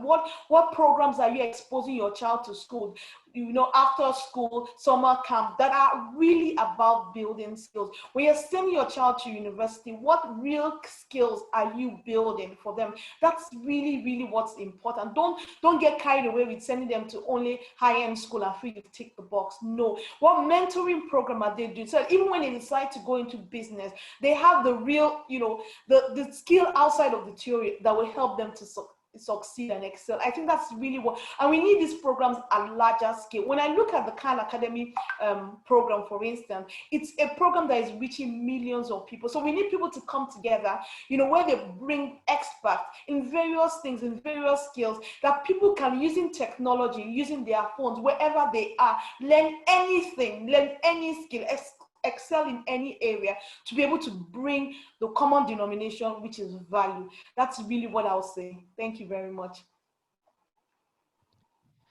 Thank you, Titi.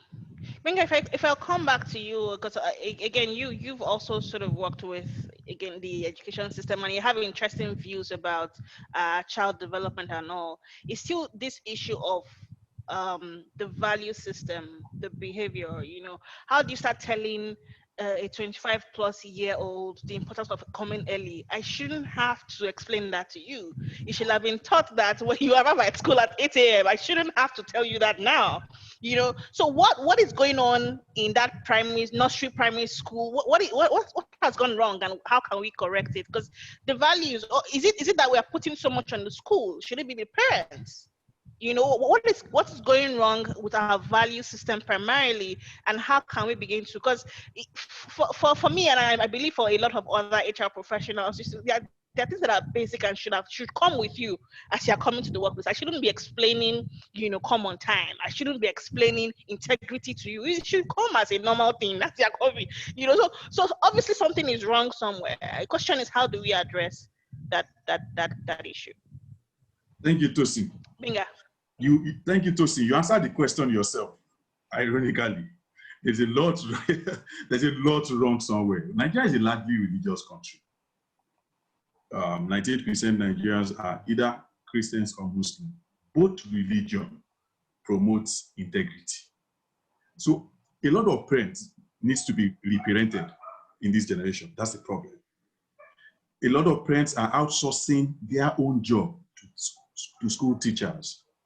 The first place you should learn how to say sorry, thank you, it's at home. Keeping to time management, it's at home. Not even the school system. So some of the things you have to deal with, unfortunately, it's no longer like my generation when we were in school. Teacher beats you. If you get home and you tell your parents, they're going to also have to beat you. So you are better shut up. But now you see parents going to school. You see parents going to school to beat teachers for beating for chastising their words.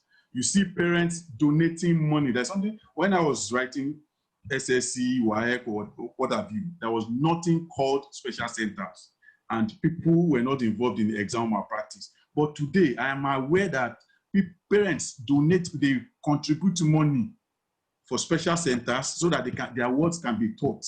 So the real issue is that, how do you now expect that child to work or behave at work? When we've lost our values and we lost meritocracy, a lot of people do not get their jobs today in Nigeria based on what they know. It's about who you know, influence. Your mother placed a call, your father placed a call. So you don't even have value for the people there. So it's something we need to really work on. Who are we as a people? What are our values? We need to really go back there and ask ourselves. Then a lot of giving back to society. We're a people that like to associate ourselves with success. Most times when we leave primary school or secondary school, we don't go back there to give back. And on a few occasions when people come together to say they want to give back, they give back by giving them maybe a building or an Introtech lab or a computer laboratory, which the students might not even have access to the computer. If you really want to give back, we need to now start looking at ways to give back by saying that, oh, this is a public school, or it could even be a university school or a private school. I'm a product of this place. See where I am in life today. You are parking your car, they can see your car. So they will listen to you, roll your sleeves, sit with them. What are the issues? What are your challenges? Teach them. They can volunteer yourself to do all of that. And I'm sure that will sink in their head better than what they are. And they will also think they can associate with you and relate with you better than they can do with their parents or their teachers. And that will actually go a long way. But so we need to find a balance between, because we cannot outsource everything to the teachers. That's the simple truth. Parents, uncles, there's a Nigerian adage that says it is only two people that give birth to a child, but the whole community trains the child. We need to go back there. Thank you. Thank you very much, Benga. I'm seamlessly rolling into question and answers from the audience. Somebody would like to know what is, I think we sort of have touched on it by the various contributions. What is the role of Nigerian families in positioning our young people as top quality human capital for our industries? Does anybody want to go for that? What is the role of Nigerian families in positioning our young people as top quality human capital for our industries? Detoun, do you want to go? Okay, I'll give it a shot. I think someone has also been asking about practical ways for us, to change these things in reality. And I'll start off from what Mr. Bankole has said earlier on. Many years ago, I was studying the Pan-Atlantic University, the career center within the Pan-Atlantic University, just to also try to understand ways of mitigating some of our school to work transition issues. One of the things that came out from that study was the need for there's even now a quadruple helix of innovation where several actors, media, civil society, public service. So wherever we are as individuals, we must understand that our role, and I think it was really exhausted during the main platform event today, that we all have collective responsibility from wherever we are, And the first thing I would say is, one of the things that came out from that study was triple helix. Now the NESG has gotten in touch with NUC. So I think there's a bit of awareness of what's happening within the Nigerian space, news, get your current affairs and things like that. And to answer your question about parenting, a couple of months ago, I started interviewing HR managers and HR directors, just as part of another study. And one of the fundamental things I took away from that experience was that sometimes the decisions that are made on young people when they get to work, we leave it and abdicate it to the schooling system. And we must realize that schooling and education are two different things. That, we must dimension that. And that, I remember that I did a video after that to say, parents must understand that once you get a child from the labor ward, a brain has been put into your care to hone, harness, and ensure that that person, ends up in the economy, vibrant, knowledgeable, skilled, and it doesn't and must not be reduced to a piece of paper called a certificate, which is why we're also challenging, certain practices, certain recruitment practices. So all of us have roles as advocates. So practically, how can you go and look at policies within, what's the youth employment policy in Nigeria right now? The VP has just worked on an economic sustainability plan. Where is the plan of youth? When we say youth should be at the table, you that you're a youth, find that information, because I think what we've tried to do over time is to be prescribed to. All of us are duty bearers in the project called Nigeria. So that is, so we cannot say people are passionate and what are the practical steps? The practical steps is, we keep, critiquing the system and finding solutions that we can implement from where we are. Once upon a time, we talked about after-school graduate. The reason why we did after-school graduate was because we knew that it was a signal. When people present for jobs, they come for interviews, they're not prepared. What is happening? That journey of inquiry then led to what is happening within the universities. Now we're engaging with academia themselves. They themselves are caught within a wider ecosystem. The question now is, what can we do? What can NECA do? What can government do? What can labor do? What can education do? It takes consistent engagement and questioning the system. And that is an ongoing, it's not a destination, it's continually critiquing the system, getting data, mining data, and advocating. I think it was Mr. Atedo that talked about how he started his journey by writing. One of the fundamental skills I'm finding right now, to answer the question specifically, is that HR directors are saying people cannot write, people cannot write memos. It starts from the home. Give your child a piece of paper from whenever, rather than watch TV, and we can even use technology. We must start hacking those brains for the purpose and benefit of Nigeria. And I would then say, well, not the whole Nigeria is, we must also always think about the fact that, there are different cadres in Nigeria. So public provision, which is where accountability as citizens, office of the citizen also comes in.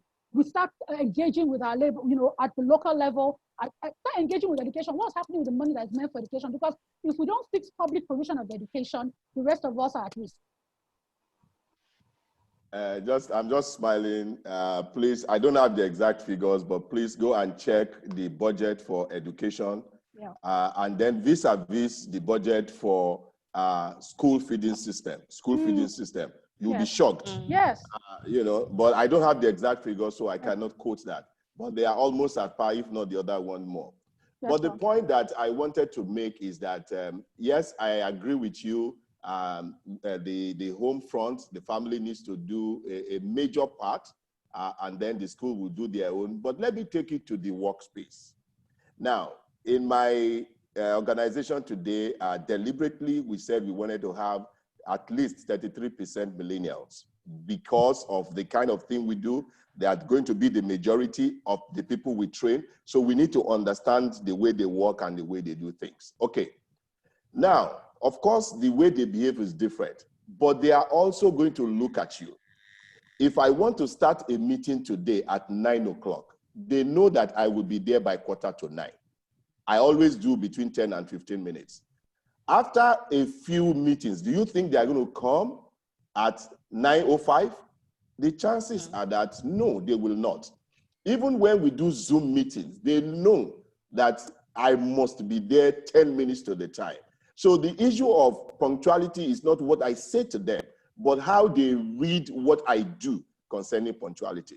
Secondly, around integrity, there was a situation where we were bidding for something, and we were on this for almost 9 months.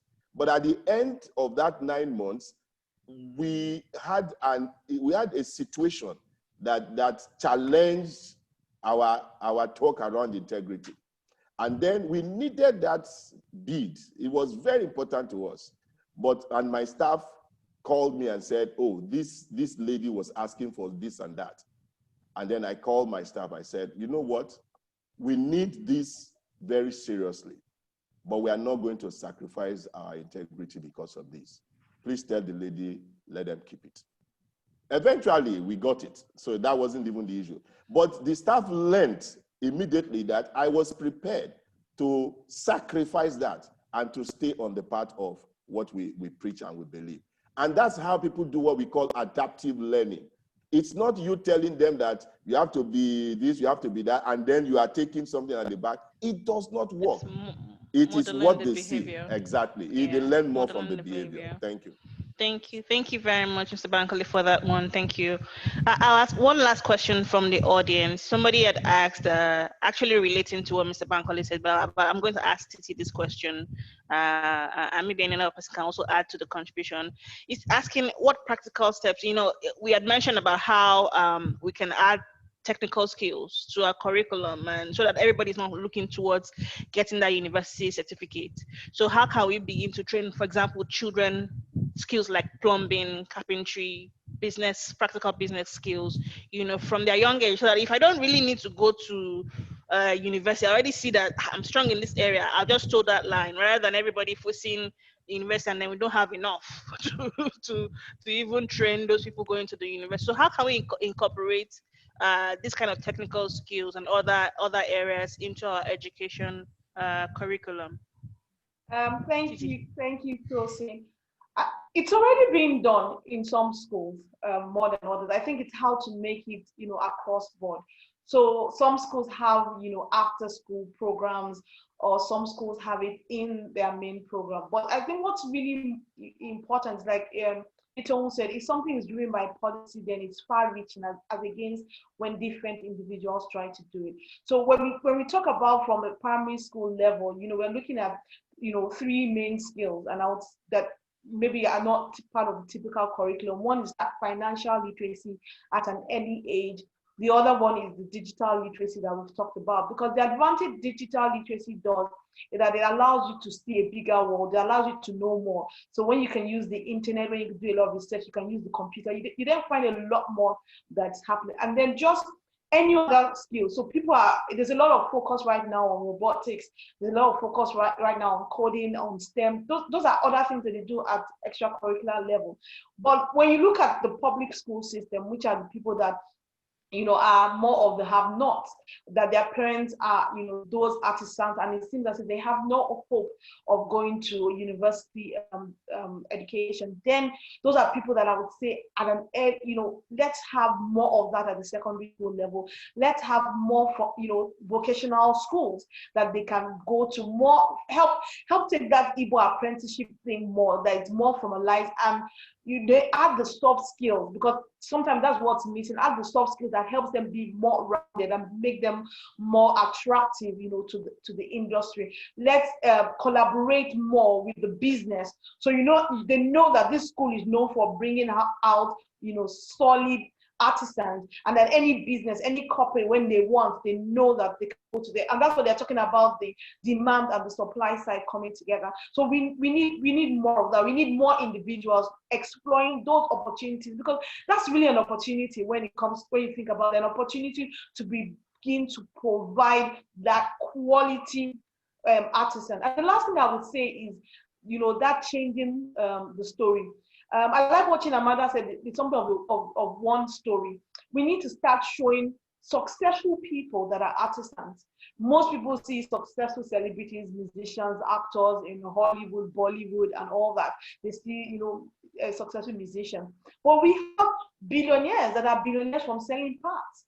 We have billionaires that are billionaires from, you'll be amazed what they are doing. So we need to tell more of those stories, so people don't look at those other things and now think that they're, beneath them. We look at people that have taken their small side, roadside booker and made them big restaurants. So we need to tell more of those stories. Those are some of the practical things I would say. We need to make more heroes so that the children have role models that they can also look into. I think those are the things that if we do more at a larger scale, then we'll start, kick the process of, making the transformation happen.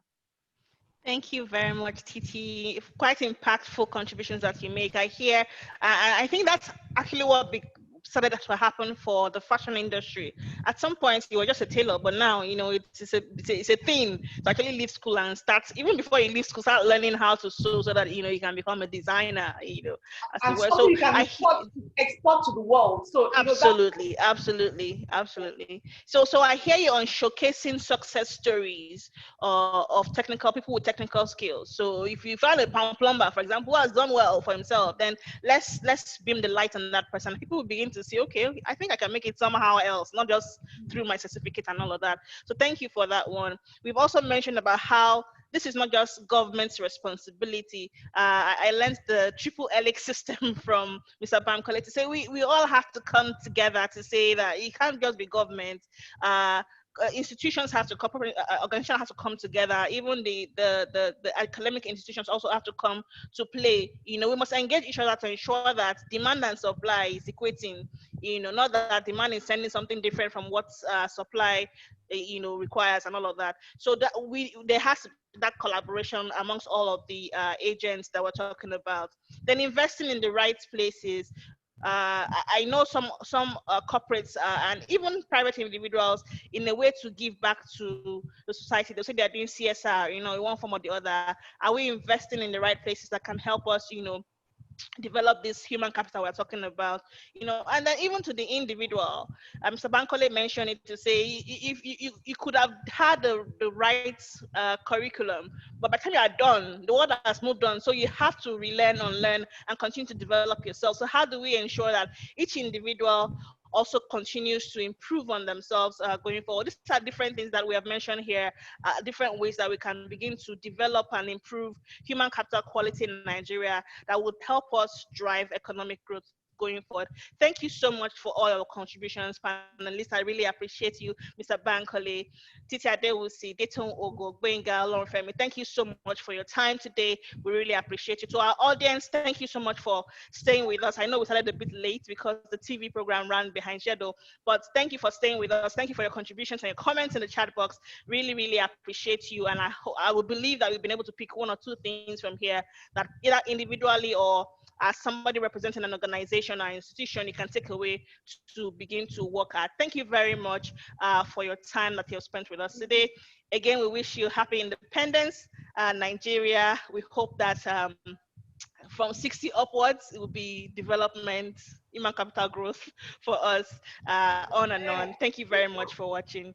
That'll be all from us today. Thank you so much. Thank you, panelists. Thank you, thank you, Thank you, thank you. Thank you, the Covenant Nation, for having us. And thank you, my so fellow much. Thank you, my fellow panelists. Thank you, my Oh, guys. thank you, guys. Thank you. And thank you for I the love green you cap. all. The green cap. Thank you. The green cap. Thank you. Thank you very much. Bye, Thank you, Sheikh and Peters and Thank you, Ikelu are working in the panelists, for your background, comments. supporting me here. Thank you very much. We had more time. Thank you. Yes, awesome. thank you. Thank It was you. fun. Thank you very much. Thanks, Chelsea. Looking good. Thank you very much. Thanks. All right. Happy independence. Yeah.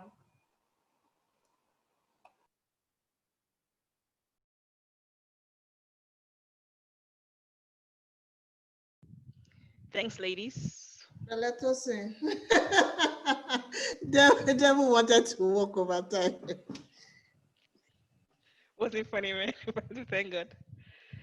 Thank you. Thank you, Valerie. Thank you, Saru. Thank you, Luyemi Ajuwon. I see you.